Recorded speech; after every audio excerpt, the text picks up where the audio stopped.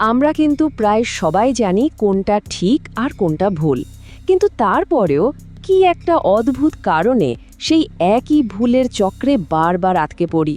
ব্যাপারটা বেশ হতাশাজনক, তাই না? আজকের এই আলোচনাতে আমরা ঠিক সেই রহস্যটাই ভেদ করতে যাচ্ছি। কেন আমাদের মস্তিষ্ক সবকিছু জেনে বুঝেও একই ভুল বারবার করে বসে? কখনো কি এমনটা মনে হয় যে একটা অদৃশ্য সুতোয় আমরা সবাই যেন বাঁধা পড়ে গেছি? মানে একই ভুল শুধু চেহারা পাল্টে পাল্টে বারবার আমাদের জীবনে ফিরে আসছে। তবে যদি এমনটা মনে হয়ে থাকে তাহলে স্বস্তির বিষয় হলো এই অনুভূতিটা কিন্তু শুধু একজনের নয়, এটা আমাদের সবারই কম বেশি হয়। এটা মানব আচরণেরই একটা অংশ। এই ভুলগুলো আমাদের খুব চেনা, তাই না? যেমন ধরুন, প্রতিজ্ঞা করা হলো যে কাল থেকে আর একদম দেরি হবে না, কিন্তু ঠিকই অ্যালার্ম বাজার পর মনে হয় উফ, আর 5টা মিনিট। অথবা বারবার একই ধরনের ভুল মানুষের প্রতি আকৃষ্ট হওয়া। এই যে প্যাটার্নগুলো, এর পেছনে কিন্তু বেশ গভীর কিছু কারণ লুকিয়ে আছে। চলুন তাহলে একটু গভীরে যাওয়া যাক। এই যে ভুলের পুনরাবৃত্তি, এর পেছনের মূল খেলোয়াড় হলো আমাদের মস্তিষ্ক নিজেই। অবাক হচ্ছেন? আসলে আমাদের মস্তিষ্ক স্বভাবগতভাবেই একটু বলা যেতে পারে অলস, আর এর কারণটা হলো শক্তি বাঁচানো। একবার ভাবুন তো, সারা দিনে আমাদের মাথায় হাজার হাজার তথ্য, চিন্তা আর সিদ্ধান্ত আসা যাওয়া করে। এত কিছু সামলাতে গিয়ে মস্তিষ্ক কি করে? সে সোজা রাস্তা খোঁজে, মানে শর্টকাট। এই পরিচিত সহজ পথগুলো আমাদের চটজলদি সিদ্ধান্ত নিতে সাহায্য করে, যদিও সেই পথটা শেষ পর্যন্ত ভুলই হোক না কেন। ব্যাপারটা আরেকটু সহজে বোঝার জন্য চলুন একটা ছবি কল্পনা করি। ধরুন, একটা লম্বা ঘন ঘাসের মাঠের সামনে আমরা দাঁড়িয়ে আছি। প্রথমবার যখন এর মধ্যে দিয়ে যাব, তখন বেশ কষ্ট করে একটা নতুন পথ তৈরি করতে হবে, তাই না? আমাদের মস্তিষ্কে নতুন কোনো অভ্যাস বা আচরণের পথও কিন্তু ঠিক এভাবেই তৈরি হয়। এরপর কি হয়?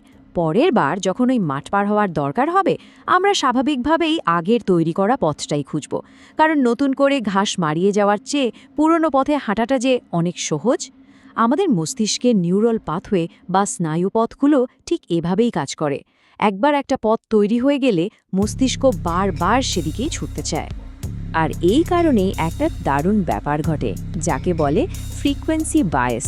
মানে হলো, আমরা যদি একটা কাজ বারবার, এমনকি ভুলভাবেও করতে থাকি, আমাদের মস্তিষ্ক একটা সময় গিয়ে সেই ভুলটাকে সঠিক বা স্বাভাবিক পদ্ধতি হিসেবে ধরে নেয়। কি অদ্ভুত, তাই না? এভাবেই একটা ভুলের রাস্তা একেবারে পাকা হয়ে যায়। কিন্তু ব্যাপারটা শুধু মস্তিষ্কের গঠন বা স্নায়ুর খেলা নয়। এর সাথে জড়িয়ে আছে আমাদের আবেগ, আমাদের বিশ্বাস আর আরও গভীর মনস্তত্ত্ব। চলুন এবার সেই দিকটা একটু ঘুরে দেখা যাক। এখানে দেখুন, কয়েকটি মূল মনস্তাত্ত্বিক কারণ তুলে ধরা হয়েছে। প্রথমটা হলো কনফার্মেশন বায়াস, মানে আমরা যা বিশ্বাস করি অবচেতনভাবে শুধু সেটার পক্ষেই প্রমাণ খুঁজি।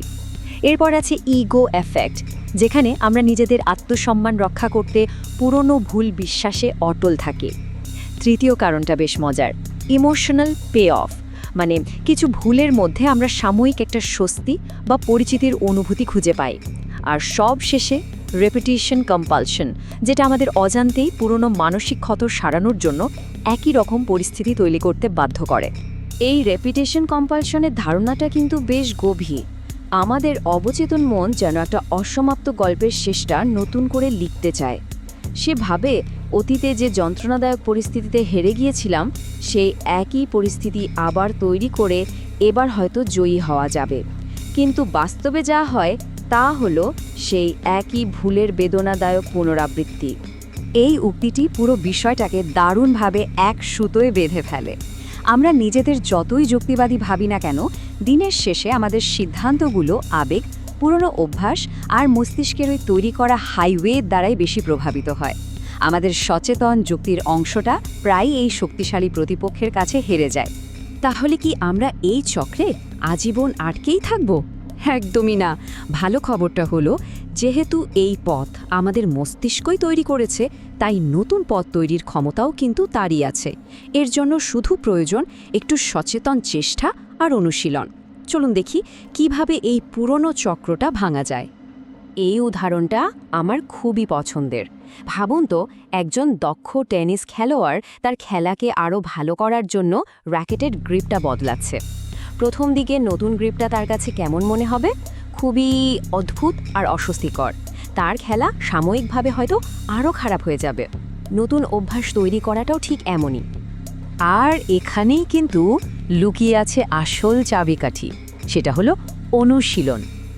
ওই খেলোয়াড় যদি অস্বস্তির সত্ত্বেও নতুন গ্রিপটা প্র্যাকটিস করতে থাকে, তাহলে একসময় সেটাই তার কাছে শক্তিশালী এবং স্বাভাবিক মনে হবে। আমাদের মস্তিষ্কের নতুন পথ তৈরির ক্ষেত্রেও এই অধ্যাবসায়টাই হলো আসল মূলমন্ত্র। তো প্রশ্ন হলো, এই নতুন পথটা আমরা বানাবো কিভাবে? আসুন 4টা সহজ স্টেপ দেখে নিই। স্টেপ 1, স্বীকার করা। কোনো রকম বিচার বা নিজেকে দোষ না দিয়ে শুধু ভুলের প্যাটার্নটা চিহ্নিত করা। স্টেপ 2, কারণ খোঁজা। এই ভুলটা আমাদের কোন মানসিক বা আবেগের চাহিদা মেটাচ্ছে সেটা বোঝার চেষ্টা করা। স্টেপ 3, নতুন পথ তৈরি করা, মানে ওই একই চাহিদা মেটানোর জন্য একটি নতুন ও স্বাস্থ্যকর অভ্যাস শুরু করা। আর সবশেষে 4 নম্বর স্টেপ, অনুশীলন। অস্বস্তি লাগলেও বারবার নতুন অভ্যাসটি চালিয়ে যেতেই হবে। আর সবচেয়ে জরুরি কথাটা হলো, শুরুটা করতে হবে খুব ছোট পদক্ষেপ দিয়ে। একদিনে পাহাড় ডিঙানোর চেষ্টা না করে প্রতিদিন একটা করে ছোট পাথর সরানো কিন্তু অনেক বেশি কার্যকর। প্রতিটি ছোট ইতিবাচক পদক্ষেপ আমাদের মস্তিষ্কে সেই নতুন পথটিকে আরেকটু চওড়া আর মসৃণ করে তোলে। ঠিক যেমন ঘাসের ওপর দিয়ে বারবার হেঁটে গেলে একটা স্থায়ী পথ তৈরি হয়ে যায়। শেষ কথা হলো, ভুল করা মানুষের স্বভাব, এটা শেখারই একটা অংশ। কিন্তু একই ভুল বারবার করাটা আসলে একটা সংকেত। আমাদের ভেতরের কেউ যেন বলছে, এবার একটু থামো, গভীরে তাকাও। এখন প্রশ্নটা আমাদের নিজেদের কাছে, আমাদের জীবনের কোন চক্রটি ভাঙার জন্য এই সংকেতটি এসেছে?